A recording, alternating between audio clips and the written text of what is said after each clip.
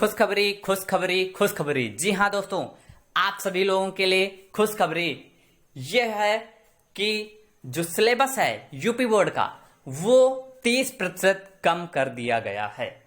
किसके कारण से ये आप लोग भली भांति जानते होंगे।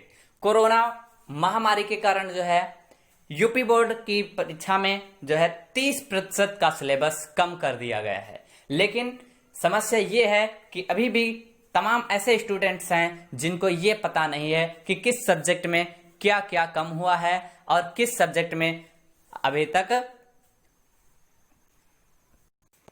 क्या कम नहीं हुआ है। ठीक है, देखिए सबसे पहले हम आपको ये बता दें कि जब हमें सिलेबस पता होता है, ठीक है, अगर हमको सिलेबस पता होता है तो हम उस हिसाब से पढ़ाई करते हैं और हम अच्छे अंक प्राप्त कर सकते हैं। लेकिन अगर हमें सिलेबस ही नहीं पता होगा तो हम क्या पढ़ेंगे।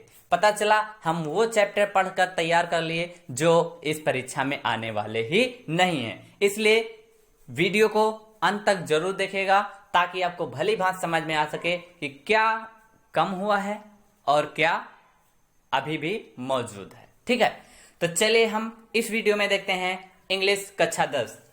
ठीक है, तो सबसे पहला जो चैप्टर है वो है प्रोज से। ठीक है, प्रोज में क्या है कि दो लेसन, लास्ट के जो दो लेसन है कौन कौन से, पहला है टार्च बेरर्स और दूसरा है आवर इंडियन म्यूजिक। ठीक है, इन दो लेसन को हटा दिया गया है।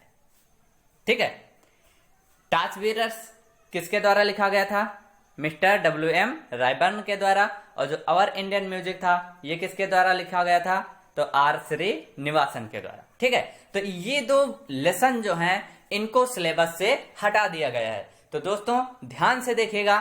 अगला पॉइंट क्या है हमारा, अगला पॉइंट है पोएट्री से। ठीक है, पोएट्री में क्या किया गया है कि पोएट्री में जो है चौथा लेसन जो द नेशन बिल्डर्स था उसको हटा दिया गया है। इसके पोएट कौन थे, तो RW इमर्सन थे। ठीक है, तो इन लेसन को क्या किया गया है, हटा दिया गया है। अब अगला पार्ट है तीसरा पार्ट सप्लीमेंट्री से। तो सप्लीमेंट्री में जो थर्ड लेसन था माई ग्रेटेस्ट ओलंपिक प्राइज, जो कि लिखा गया था सर JC ओवेंस के द्वारा, इसे भी सिलेबस से हटा दिया गया है। अर्थात अगर बात की जाए तो 30%, कुल मिलाकर 30% सिलेबस कम कर दिया गया है। प्रोज से 2 लेसन, पोएट्री से 1 पोएम और सप्लीमेंट्री से 1 लेसन कम कर दिया गया है। ठीक है, तो अब दोस्तों देखते हैं हम आगे कि फिर क्या बचा है। जो इंग्लिश फर्स्ट का पोर्शन है उसमें क्या क्या भी शेष है जो हमको पढ़ना है, क्योंकि पेपर 70 नंबर का ही होगा और 70 नंबर जो कि बहुत ही इंपॉर्टेंट होंगे। बाकी 30 नंबर जो प्रैक्टिकल के होते हैं वो तो अधिकांश मिल जाते हैं। ठीक है, तो चलिए आगे हम देखते हैं कि आगे बचा क्या है शेष। तो प्रोज में पहला चैप्टर द इंचेंटेड पूल है, second a letter to God, third the Ganga और चौथा सॉक्रेटिस। चारों चैप्टर बहुत ही महत्वपूर्ण है, पहले भी महत्वपूर्ण थे और अब तो बहुत ही महत्वपूर्ण हो गए हैं। अर्थात ये जो 4 लेसन हैं इनके बारे में हमें बहुत ही सावधानी पूर्वक और बहुत ही अच्छी तैयारी कर लेनी है। ठीक है, अब हम अगले चैप्टर में देखते हैं। अगला पॉइंट है पोएट्री। तो पोएट्री में क्या है, तो देखिए पोएट्री में कितने पोएम बची हैं, 3 पोएम बची हैं। पहले कितनी थी, 4 थी, लेकिन अब कितनी बची हैं, 3 बची हैं।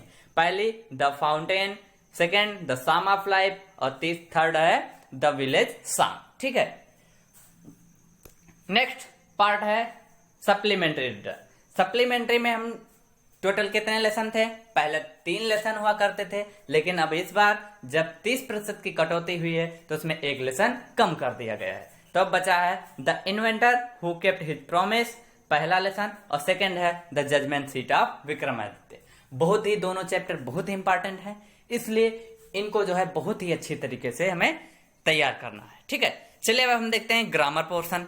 ग्रामर पोर्शन में क्या क्या है अभी और क्या क्या हमको पढ़ना है। तो ग्रामर पोर्शन में हमको क्या पढ़ना है, सबसे पहले इंट्रोडक्शन के अंतर्गत देखते हैं इंग्लिश ग्रामर।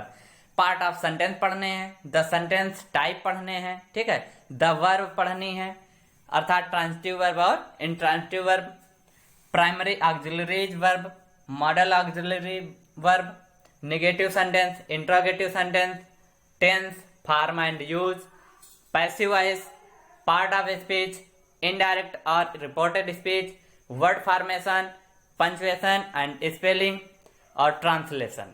मतलब हिंदी में स्टोरी दी गई होगी, स्टोरी जिसको कहते हैं ना, स्टोरी दी गई होगी, उसको हमको इंग्लिश में कन्वर्ट करना है। ठीक है, तो translation from Hindi to English, अर्थात हिंदी से इंग्लिश में बनाना होगा। ठीक है, अगला पॉइंट है इसे वाला निबंध जिसको हम कहते हैं तो long comprehension, controlled comprehension, letter writing या फिर एप्लीकेशन राइटिंग। ठीक है, और अगला पॉइंट हो जाएगा हमारा कंप्रीहेंशन। ठीक है, बहुत ही सिलेबस को कम कर दिया गया है, इसलिए हमें बहुत ही अच्छी तरीके से तैयारी करनी है। अगला आगे इसी में थोड़ा और है कि अपेंडिक्स, इसमें word often confuse, synonym and antonyms, cries of birds and animals, glossary. ठीक है, तो ये रहा हमारा आज का सिलेबस। ठीक है, मतलब सत्र 2020 और 21 इंग्लिश कक्षा 10 का ये पूरा सिलेबस है। अगर आपने अभी तक वीडियो को नहीं देखा है तो तुरंत देखिए और अभी जो है तैयारी में जुट जाइए। ठीक है, ताकि अच्छे से तैयारी हो सके और हमारे जो अंक हैं बहुत ही अच्छे हों। ठीक है, अगर वीडियो आपको अच्छा लगा हो तो please like, share, comments and subscribe to our YouTube channel Arun Academy. Thanks for watching.